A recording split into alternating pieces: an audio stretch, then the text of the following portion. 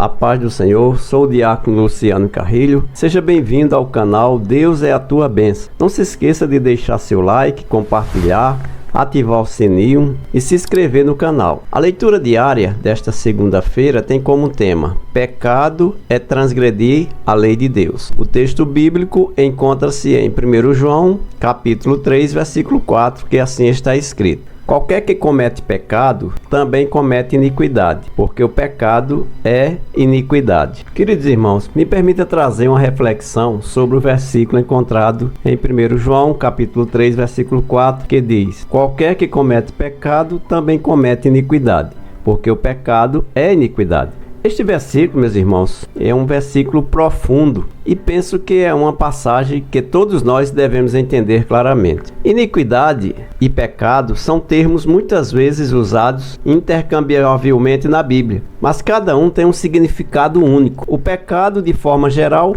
pode ser entendido como a desobediência a Deus, uma falha em seguir os seus mandamentos. Já a iniquidade, por outro lado, tem uma conotação mais profunda.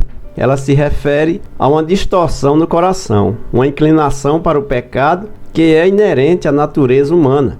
Portanto, meus irmãos, quando João diz que o pecado é iniquidade, ele está revelando uma verdade profunda sobre a natureza do pecado. O pecado, meus irmãos, não é apenas uma ação, mas uma condição do coração humano. Ele nos revela que a raiz de todas as transgressões é uma desordem interior, uma inclinação para a iniquidade que todos nós carregamos desde a queda de Adão e Eva no Jardim do Éden, conforme em Gênesis capítulo 3. Esta é uma doutrina do pecado original, uma crença fundamental da teologia cristã. Meus irmãos, devemos reconhecer a nossa condição pecaminosa. Somos todos pecadores e carecemos da glória de Deus, conforme está escrito em Romanos 3 e 23. Mas isso também, meus irmãos, não significa que somos maus em todos os nossos aspectos, mas que temos uma tendência inata para desobedecer a Deus e seguir os nossos próprios desejos. Em segundo lugar, devemos buscar a redenção e a transformação que só pode vir através de Jesus. Quando aceitamos a Cristo como nosso único e suficiente Salvador, o Espírito Santo passa a habitar em nós e nos ajuda, meus irmãos, a resistir à inclinação para a iniquidade, conforme Romanos 8 e 9. É o Espírito Santo que nos convence do pecado, da justiça